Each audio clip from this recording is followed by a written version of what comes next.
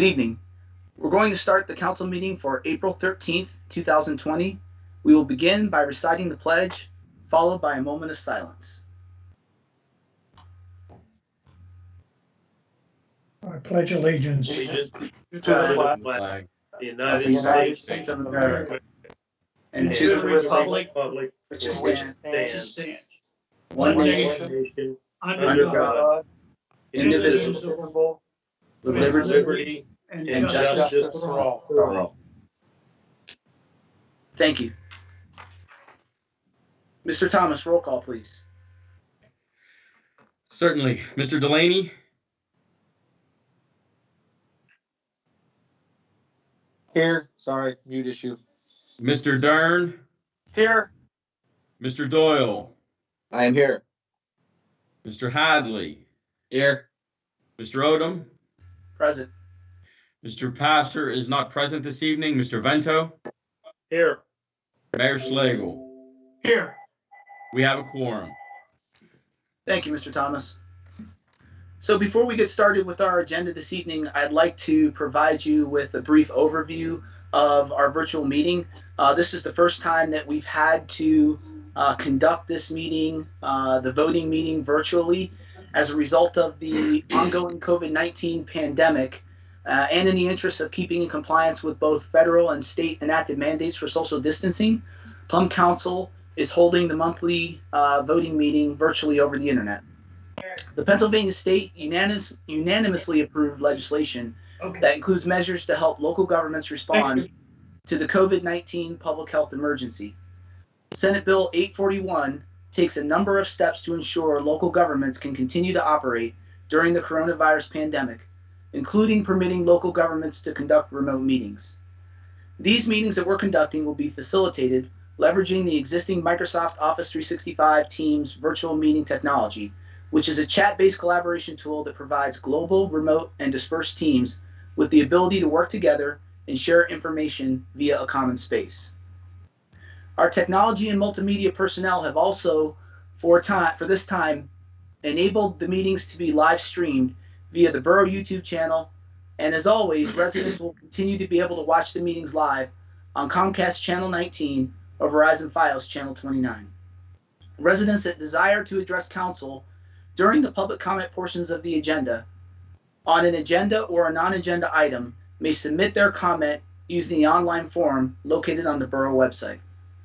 While we prefer the face-to-face meetings with the public, we recognize that over the last few weeks, the scale of this pandemic has grown dramatically, forcing us to come up with innovative solutions that ensure the continuity of government.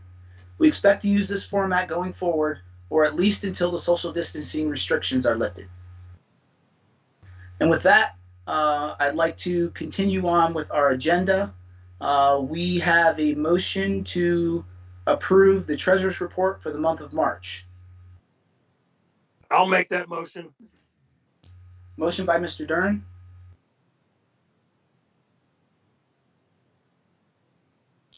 I'll second. Second by Mr. Doyle. Mr. Thomas, roll call, please. On the motion to approve the treasurer's report for the month of March, Mr. Delaney? Yay. Mr. Dern? Yes. Mr. Doyle? Yes. Mr. Hadley? Yes. Mr. Odom? Yes. Mr. Vento? Yes. It's unanimous, motion carries. Motion to approve the expenses for the month of February. I'll make that motion. Motion by I'll Mr. Vento. Yes. And I'll second it. Second by Mr. Dern. Mr. Thomas, if you would, please. Certainly, the payables for the month of March, Council General Fund payables requiring council approval, $568,840.38. Street Improvement Fund payables requiring council approval, $1,457.93. Fire Fund payables requiring council approval, $19,178.83. Debt service payments from the Fire Fund, $14,555.49. Capital Improvement Fund payables requiring council approval, $55,790.59. Flood Mitigation Fund payables requiring council approval, $27,451.04. EMS Fund payables requiring council approval, $6,693.97. And finally, Purchasing Card Direct Vendor Payments, Republic Services, $167,711.05. Miscellaneous borough purchases of $213, for total payables to be approved of $856,892.28. Thank you, Mr. Thomas. Having received the motion in the second, if you would please take a roll call vote to approve the expenses for the month of March. Certainly. Mr. Dern, Yes. Mr. Doyle, Yes. Mr. Hadley, Yes. Mr. Odom, Yes. Mr. Vento, Yes. Mr. Delaney. Yes. It's unanimous. Motion carries. Okay, thank you, Mr. Thomas. Motion to approve the minutes of the March 9th, 2020 council meeting. I'll make that motion. Motion by Mr. Hadley. I'll second. Second by Mr. Vento. Mr. Thomas, roll call. Mr. Doyle, Yes. Mr. Hadley, Yes. Mr. Odom, Yes. Mr. Vento, Yes. Mr. Delaney, Yes. Mr. Dern. Yes. It's unanimous. Motion carries. Okay, recognition of achievements in the community. Mayor Slagle.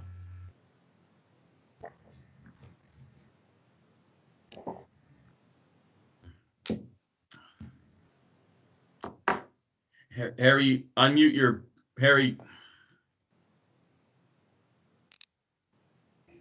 Thank you. I appreciate that. With social distancing currently in place, we had to, and I should say we, the borough staff went to Plan B, which turned out to be an excellent choice. Instead of our regular scheduled egg extravaganza taking place at the borough building or over in the ball fields, we had to go to Plan B, as I said, and it was up at the Plum Boro Public Works Garage. It was a drive-through. When our people think outside the box, they do one heck of a job. We had residents had to register at plumboro.com in order if they were going to attend. The event was limited to the first 500 kids that signed up. That was completed in 48 hours. Guests remained safely in their cars and received a bunny bag from our volunteers who were masked and gloved as they drove through the Public Works building. The kids really loved looking at the trucks that were parked in there, especially the boys. And the Easter Bunny, that crazy rabbit, was there. And he waved to every child that came through. Now, let me tell you, Mike Thomas drove the Easter Bunny around in one of our carts. And every kid, when they pulled up, big smile on their face, got pictures taken with the Easter Bunny. Parents were excited about it. It went off flawlessly. And one of our residents, we had well over 100 comments on Facebook. Every one of those comments were very positive to Plum Boro and the staff for putting this together. And before I go further, I want to thank Mike Thomas, Veronica Stanza, Maria, Joe Fassetti, Dave Sabosley, his daughter Shannon, who was there, Sabosley, who was there taking pictures. The crazy rabbit was Mona's son. Brian Maloney from EMS and his son were there to help pass out the bunny bags. Let me just read you something from one of our comments that was posted on the borough Facebook. Alyssa Buto stated, Thank you to everyone who made today happen, from the police officers guiding us to the volunteers who stuffed the surprise bags and the kind people with masks hanging out those bags. And I can't forget the man bringing the bunny to life. My boys had so much fun, and it meant so much to my 2-year-old. Thank you for finding a way to keep us safe and let the kids feel normal. We are plumb proud. Another one from Tara Miller Dreamo. Great event today. Creative idea that my 3-year-old daughter still loves. Thanks for thinking outside the box. That's 2 of 100 comments. I was standing outside directing people in. Everyone wished us a happy Easter. Fully 85, 90% of the people said thank you. It was a great event, and I applaud our staff who were not paid to be there. And the other thing was, it did not cost the borough citizens a penny. The cookies were donated by Oakmont Bakery, and several of our local businesses from the chamber donated everything at no cost to us, the borough. So for that, I thank them, and I sincerely thank all of the staff who spent so much time putting this together, coming up with a new way of doing something to make sure that the people of Plum, particularly the kids, had as normal a Easter as possible. Mr. President, thank you. Thank you, Mayor, and certainly that was a great success story that you just summarized. And I can't say enough about the job that the borough staff did to put that on. Given that a lot of kids are a little stir crazy from being stuck and sheltering in place, having an event like this certainly is something that I think enriched their lives and gave them an opportunity to get out and do something different. So I definitely echo the sentiments of the mayor. Fantastic job by the borough staff. Okay, civic announcements, Mr. Thomas. Actually, I believe that's Mr. Delaney that's going to read the library and center civic announcements. Oh, yes, he is. Thank you. Yes, this is from Karen Hochberg at the Community Center. The Plum Community Center will remain closed until Monday, May 4th at this point. The Meals on Wheels continues to operate with delivery of frozen meals twice a week. They encourage Plum residents of all ages to practice social distancing and stay home. Sheltering in place and staying 6 feet apart will keep our Meals on Wheels volunteers safe and staff safe. They said, if any Plum seniors become food insecure, please call the Plum Community Center at 412-795-2330, and they will work with you to connect you with some county services. Please find the latest on Allegheny County updates about the COVID virus on the Plum Community Center's website. In the coming days, the center staff will be making phone calls to check in on center members. If anybody would want to help volunteer to make these calls, please call us at 412-795-2330. They also have a note about encouraging all Plum residents to please complete the 2020 census. This is really going to help our federal tax dollars make sure it makes back to our community. So please stand up and be counted. Then she ends it with, thank you. We are always stronger when we work together. Please stay safe. We look forward to opening our doors in May and seeing everyone. And then for the library is currently closed due to state guidelines. Resources and programs can be found on the library Facebook page, Plum Community Library. And don't forget that they have story time with Miss Tammy posted on YouTube every Tuesday at 10 a.m. That will be all. Okay, thank you, Mr. Delaney. Moving on to President's comments.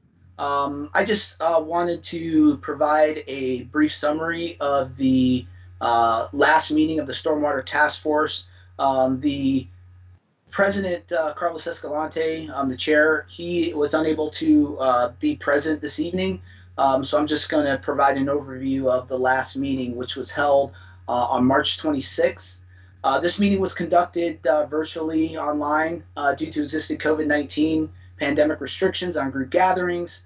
There were a number of items that were discussed, including a review of the status on the interim solutions from the borough engineer based on stormwater issues.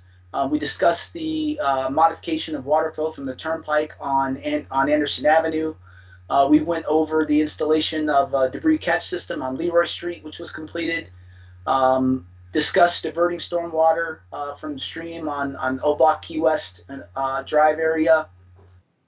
And started looking at potential options in that area to divert stormwater from the stream into the existing detention pond. There were some issues with that, and so we're going to have to look at a potential modification to that solution, which we previously recommended. On Nassau Drive, there was a deteriorated pipe and beehive grate which was replaced, and the borough crews went through and ensured that all of the working conditions that they were struggling with relative to making those modifications were addressed. There were several gas lines that had to be worked around and a sanitary sewer line that had to be worked around in order to do that particular item. So good job by the borough staff in getting that task completed and on time. We also took a look at some of the additional work that was completed since the last meeting, which included some work at the New Texas Road Detention Pond, the Ross Hollow Road Detention Pond, Tahoe Drive, Surfside Drive, Key West Drive, and some of the prep work that's being done for the 2020 paving projects. We also went and reviewed a number of the emails that had been sent to the Stormwater Task Force via the email distribution list. There was a problem reported by a resident on Anderson Avenue with respect to the creek undercutting the bank where the borough recently excavated. And the borough is going to be working to get some folks out there to address that particular issue. Right now, we're unable to get materials to complete the work due to restrictions that are part of the COVID-19 pandemic. But as soon as we can get that material, they'll be out in order to address that particular area. We also discussed the issues that are going on Pine Valley Drive. Both Carlos Escalante and myself went out to meet with some residents on Pine Valley Drive on March 13th. There were two major issues that we identified. One was addressing the flow of water in the vicinity of 730 Pine Valley Drive, and also engaging Dominion Peoples Gas on resolving some of the issues associated with the work that they performed both in and around the creek. We also went and addressed a number of other emails that were sent in, including a resident that was concerned about saturated ground on Key West Drive. So the borough is going to be sending representatives out to review that area and report back at the next stormwater task meeting. We also had a request on cleaning up on Rainier Drive with respect to a drain in front of a resident's home that needed to be taken care of and addressed. And then also an email from a resident regarding the creek on O Block Surfside, and some issues on recommending a guardrail or a fence be installed based on some safety concerns that they had. And then finally, there was an email from a resident regarding the Highlands Basin 3 and the retention pond not holding water for an extended period of time. So that area is being looked at as well. There was also information that was provided to the task force relative to accessibility to the GIS system, the GIS mapping tool. It now includes all stormwater infrastructure to include pipes, catch basins, head and end walls for the following neighborhoods: East Oakmont, Greendale, Rustic Ridge, Anderson Avenue, Leroy, College, Regency, Green Valley Estates, and Frankstown Acres. That was a significant effort that was conducted by the borough staff in order to get all of the stormwater infrastructure into the GIS mapping tool. And now all of the stormwater task force members have access to the GIS mapping tool in order to have a good understanding of the various stormwater issues that are going on in the borough. And then finally, the public meeting, which was originally scheduled for April 23rd, had to be rescheduled due to the COVID-19 pandemic. A new tentative date of May 21st was proposed, and it was recommended that the April Stormwater Task Force meeting be held on April 23rd, and then it will probably most likely have to be conducted virtually, given that we're still under the orders of not meeting in groups larger than 10. And that's all the information that I had for the Stormwater Task Force meeting, and that concludes my president's comments. Let me turn it over to Mike Thomas for the manager's report, which is the next item on the agenda. Okay, I will try and put this up on the screen here. Can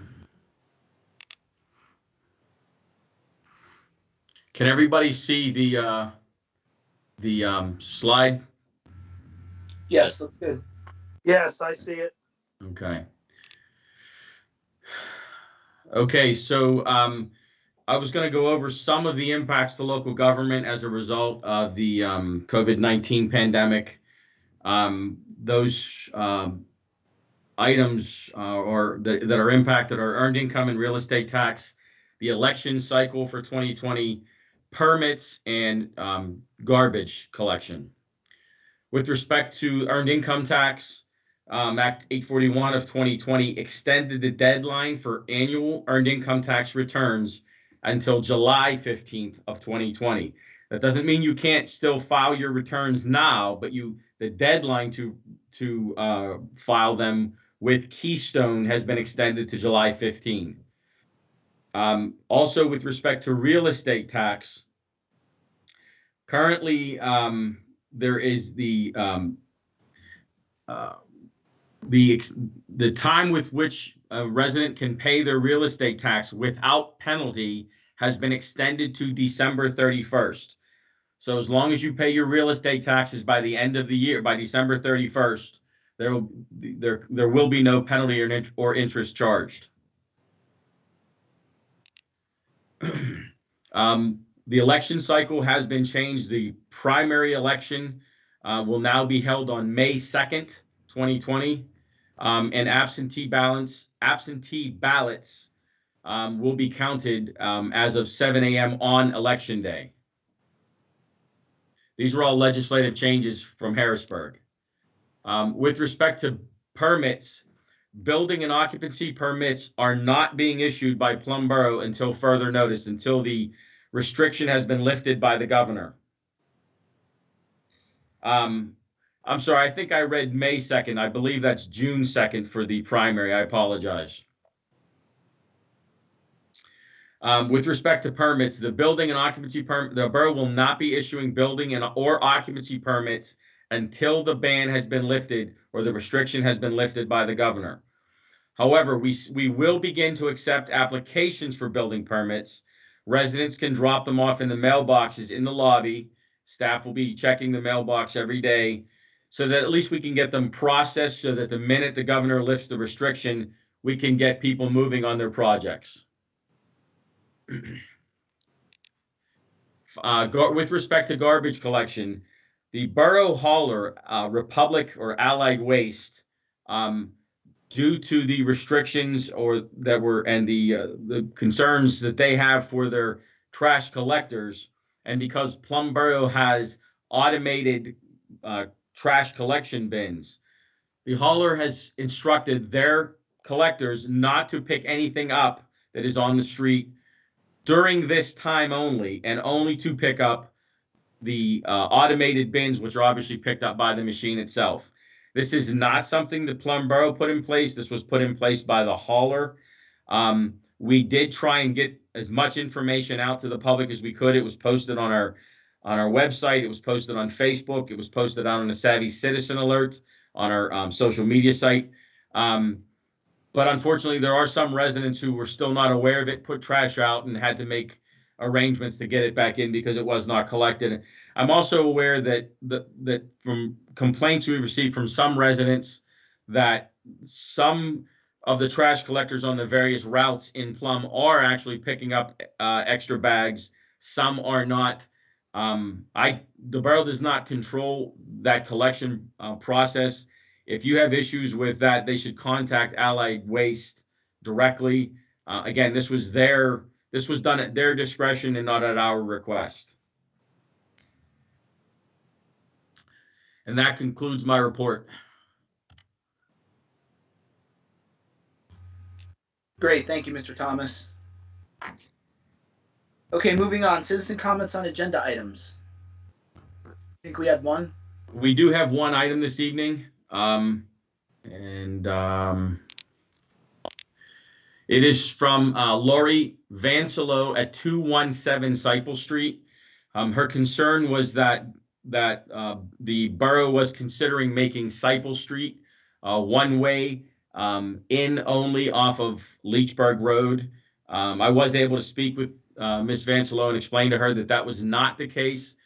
That council was considering making Ralph Street one way in enter only from Leechburg, but there are no proposed changes to Cyple Street traffic flows at all. She was thankful for the explanation, and I believe she just wanted to make sure the council was aware that of her concerns about making Cyple Street one way. Great, thank you, Mr. Thomas. Okay, moving on to council actions. On behalf of the Planning and Economic Development Committee, Mr. Vento. Thank you, Mr. President. On behalf of the Planning and Economic Development Committee, I'd like to make a motion, but first, it's a motion on the Bean Consolidation Plan, FSC-04-20, and I'm going to need Mr. Thomas to read the changes to the actual motion before I put it out for a second. Certainly. The motion would be to approve the Bean lot consolidation, the number as explained by Mr. Vento, subject to the condition that the consolidated lot secure a permanent easement running with the land for ingress and egress from the consolidated lot. Okay, motion by Mr. Vento. Right. I'll second that. Second by Mr. Dern. Mr. Thomas, roll call. Certainly. Mr. Hadley, Yes. Mr. Odom, Yes. Mr. Vento, Yes. Mr. Delaney, Yes. Mr. Dern, Yes. Mr. Doyle. Yes. Is unanimous. Motion carries. Okay, also on behalf of the Planning and Economic Development Committee, make a motion to approve the Corcoran Consolidation Plan, FSC-03-20. Motion by Mr. Vento. Second. Second by Mr. Hadley. Mr. Thomas, roll call. Mr. Odom, Yes. Mr. Vento, Yes. Mr. Delaney, Yes. Mr. Dern, Yes. Mr. Doyle, Yes. Mr. Hadley. Yes. Motion is unanimous. It carries. Okay, also on behalf of the committee, I need to make a motion on the Bonura Consolidation Plan, FSC-02-20. I'll second that. Motion by Mr. Vento, second by Mr. Dern. Roll call, Mr. Thomas. Mr. Vento, Yes. Mr. Delaney, Yes. Mr. Dern, Yes. Mr. Doyle, Yes. Mr. Hadley, Yes. Mr. Odom. Yes. Unanimous. Motion carries. Okay, and lastly, on behalf of the committee, I need to make a motion on the Ralph/Cyple Streets. And after I get a second, could Mr. Thomas maybe explain that before we vote? That motion's not on behalf of the Planning and Economic Development Committee, though, is it? It is under Roads, Equipment, and Grounds. Yes. Okay, so on behalf of the Roads, Equipment, and Grounds Committee, this is Mr. Vento for Mr. Pastor. Mr. Thomas, would you read the details on the motion? The motion is to instruct the borough staff to proceed with establishing Ralph Street as a one-way street, enter only from Leechburg Road. Okay, motion by Mr. Vento. I'll second that. Second by Mr. Delaney. Roll call, Mr. Thomas. Mr. Delaney, Yes. Mr. Dern, Yes. Mr. Doyle, Yes. Mr. Hadley, Yes. Mr. Odom, Yes. Mr. Vento. Yes. Unanimous, motion carries.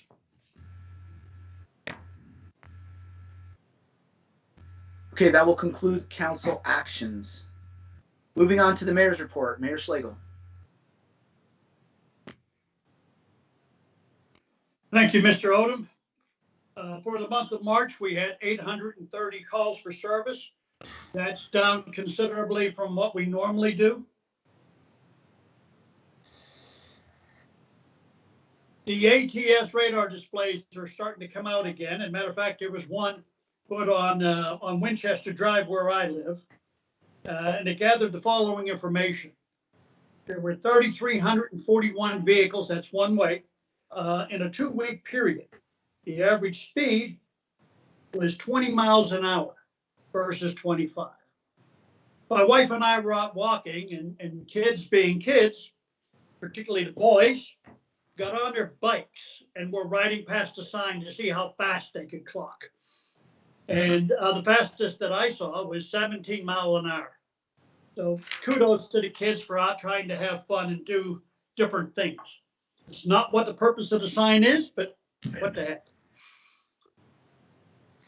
We had 2 new officers hired, one in January, and that is Officer Eric Brandt. And he is progressing through his field training phase. And I understand from Chief Conley that they're almost ready to take the training wheels off in a couple more weeks. He's in the shadowing phase.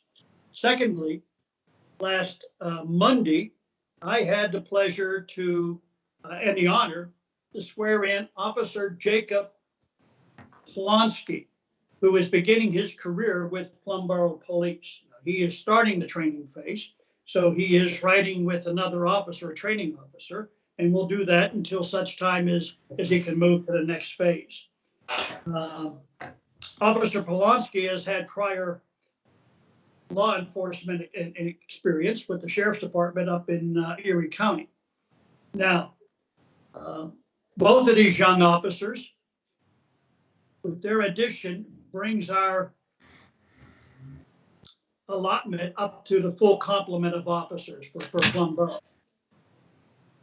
The other thing I want to bring up is there was 2 things that happened, both extremely positive. There were 2 parades in Plum. One was the Pindle parade in the Highlands plant. These little boys lost their mother a couple of years ago. Their father, a short time after that, was diagnosed with cancer. Plum Police led a parade through the Highlands. Not only that, the firemen from Holiday Park, Renton, Monroeville, and Unity Fire Departments, on their own time, I must say, they're all volunteers, plus the neighbors up there in the Highlands. They decorated their cars. They made signs showing their love and support for the Pindle family. Again, the borough administrative staff, and that being Mona, was using the borough vehicle and brought along a surprise for the kids, and that was the Easter Bunny, who gave them a couple of not bags, but bags with some candy in that in it. Needless to say, the kids were both excited and just tickled pink with the outpouring from their neighbors. The second parade was a birthday parade that took place in Holiday Park.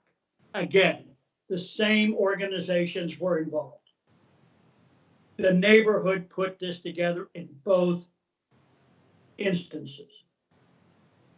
I've said often, you have 2 choices when you move into a community. You can be a citizen and get involved and volunteer, or you can just have an address here.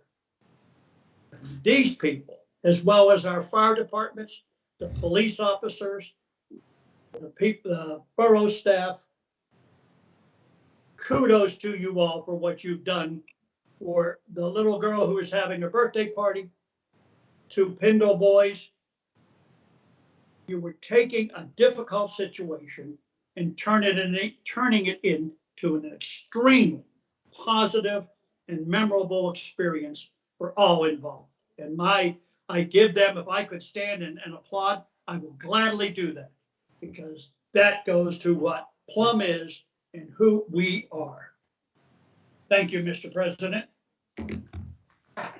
Thank you, Mayor. Really appreciate those comments.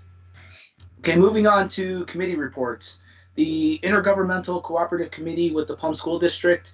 We have no report. We obviously have not met over the course of the last month.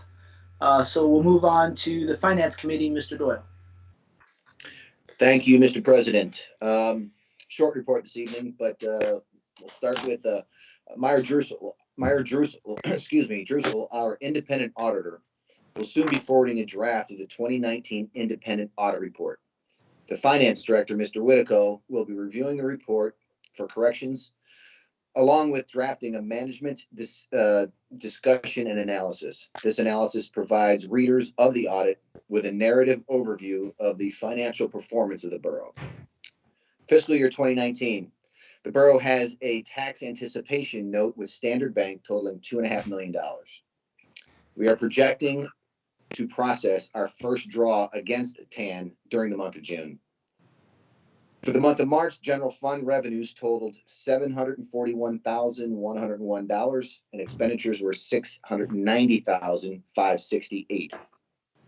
A few noteworthy revenues for March are as follows: earned income tax $412,393, deed transfer tax $25,482, regional asset district $68,251, sanitation $173,191, and some of the larger expenses for the period were police salaries of $91,363, contracted collection services $167,711, street light electricity $29,877, and the library quarterly stipend of $23,905.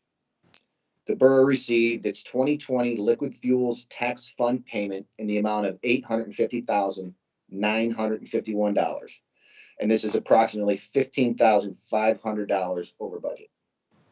End of report, Mr. President. Thank you. Thank you, Mr. Doyle. Roads, equipment, and grounds for Mr. Pastor. Do we have someone to read the report for Mr. Pastor in his absence? Yes, Mr. Odom, I was going to read it.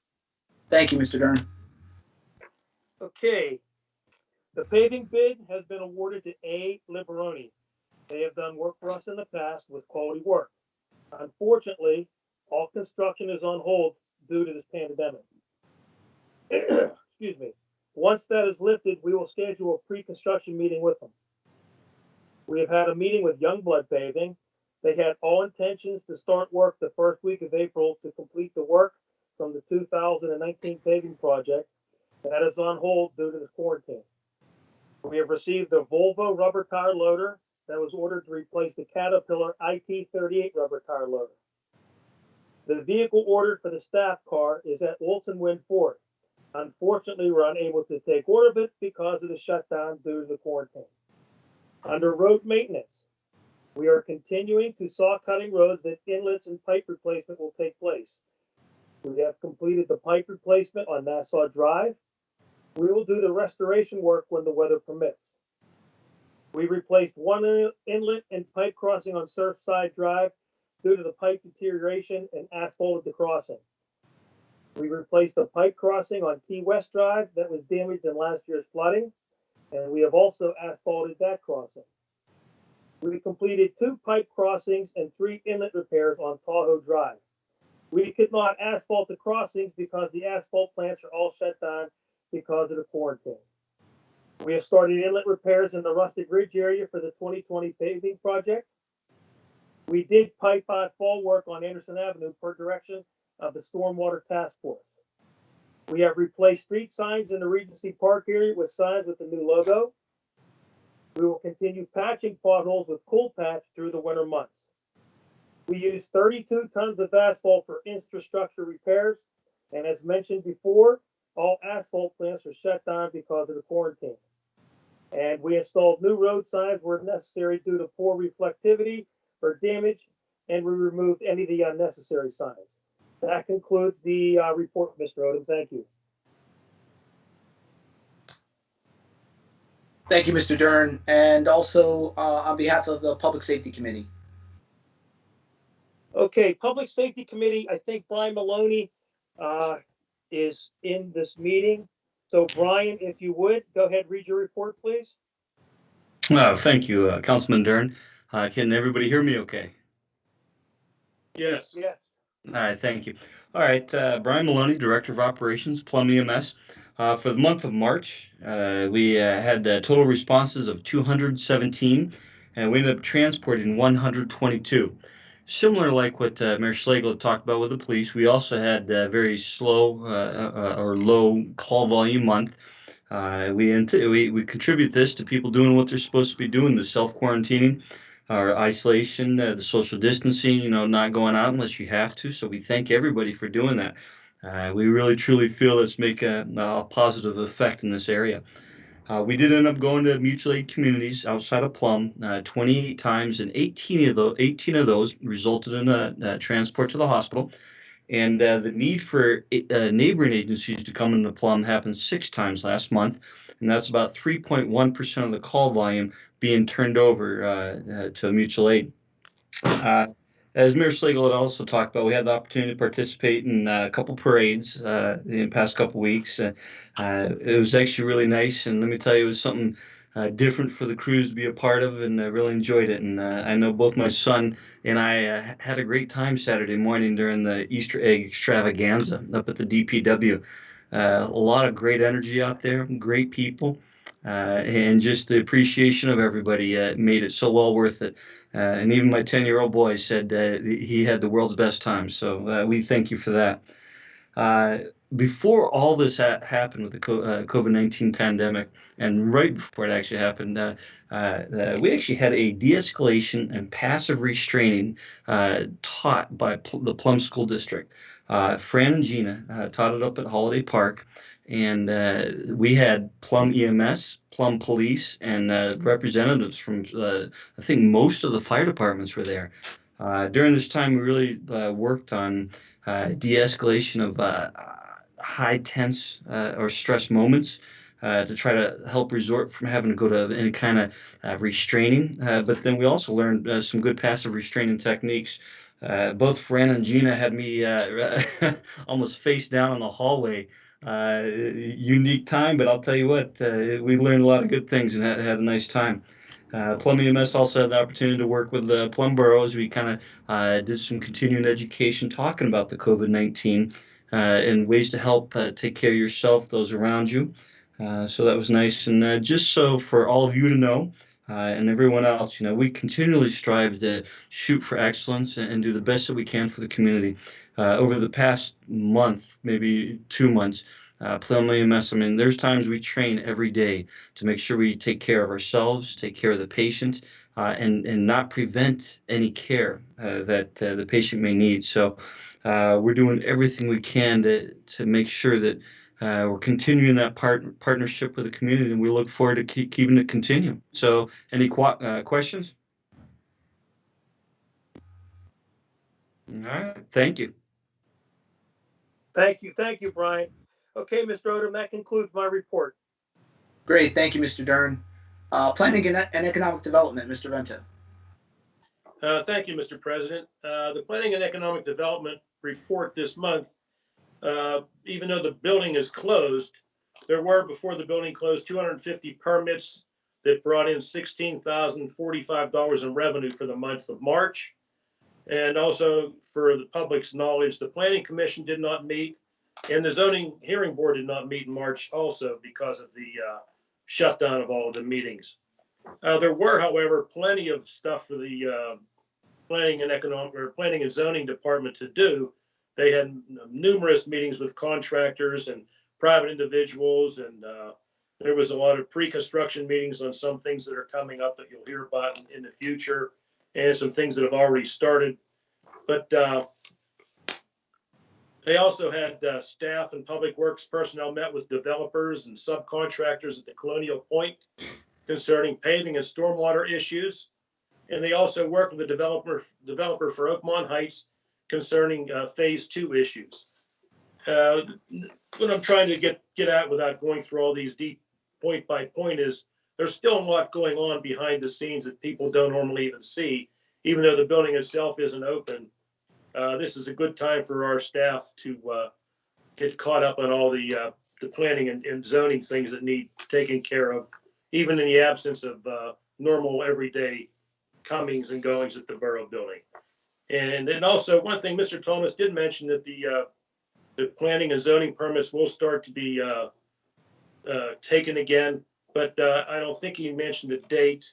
And I have it here as tomorrow, Tuesday, April 14th, will be the first date that permits or planning, the applications will be accepted. So please, if you have anything you want to get started, get it down to the borough building, put it in the mailboxes like Mr. Thomas talked about, and they can at least get the preliminary work done for approval in the near future. That's all I have. Great, thank you, Mr. Vento. Parks and Recreation, Mr. Delaney. All right, thank you, Mr. President. Parks and Recreation, we are still planning to having the Pittsburgh Parks Clinic at Plum Creek Park on July 20th until 23rd. More details will be released as the event gets closer. Hopefully it's not canceled or postponed and we are back to life a little back to normal by then. The final designs have been finalized and the project will be bidded soon for Logan's Ferry Park. The new park is coming soon. For Renton Park, the finishing touches on phase 1 are completed. The project will be out to bid soon. And unfortunately now with the COVID fund, the dog park is still not open, although I've been assured that it will be opening soon. With the current situation of shutdowns from COVID-19, our fishing event that was planned for the 18th has been postponed until further notice. We want to remind people that the parks are still open for public use, but not to be used for any organized groups or associations. We're really trying to follow that social distancing rule. It's important to still go out and walk and get your exercise, but be smart about it. I'm an avid biker. I've gone out biking several times. I don't sit on public benches. I don't use public, tools, water fountains, bathrooms, things like that. And all pavilion and field renters on hold until further notice. For the facility support, pretty much what they've been doing is trying to switch their duties to sanitizing and cleaning every facility. Each day, the crews concentrated on sanitizing all workstations and surfaces inside the borough building, including the police department, community center, and public works facility. Each office is left with hand sanitizers, latex gloves, and sanitizing supplies to help keep their work areas as clean and safe as possible. We will continue to monitor the situation to make sure we are following all standards and guidelines for each facility.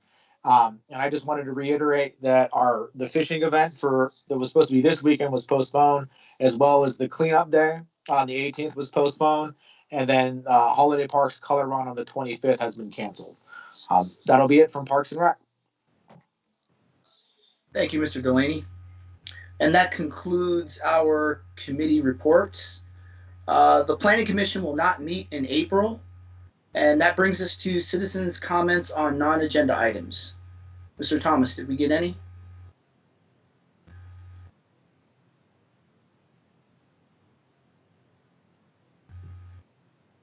You may be on mute, Mr. Thomas. Sorry. Yeah, I'm sorry. We have not received any other requests for citizen comments. Okay, great. Thank you. And finally, for the good of Plum, I'm going to share out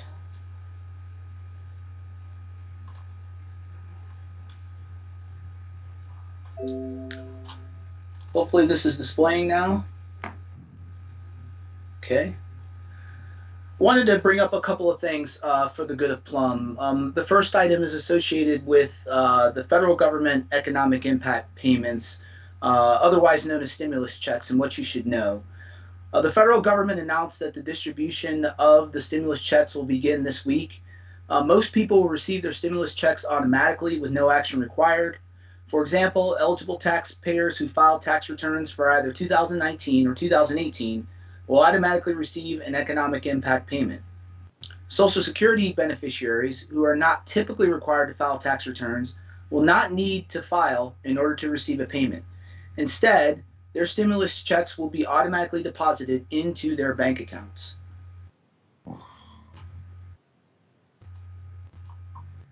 So one thing I want folks to understand relative to this information is that if you've already filed your 2019 tax returns, the IRS is going to use that information to calculate the payment amount. For those who have not yet filed their return for 2019, the IRS is going to use information from their 2018 tax filing in order to calculate the payment. The stimulus check payment will be deposited directly into the same banking account that's reflected on the return that's been filed. In the coming weeks, Treasury Department is going to be developing a web-based portal for those individuals to provide their banking information to the IRS online so that individuals can receive payments immediately as opposed to checks in the mail. One thing that's very important to understand is that you don't have to do this if you file taxes or you receive Social Security via direct deposit. If you get anyone requesting your banking information, either via email or phone, please be advised that that is a scam.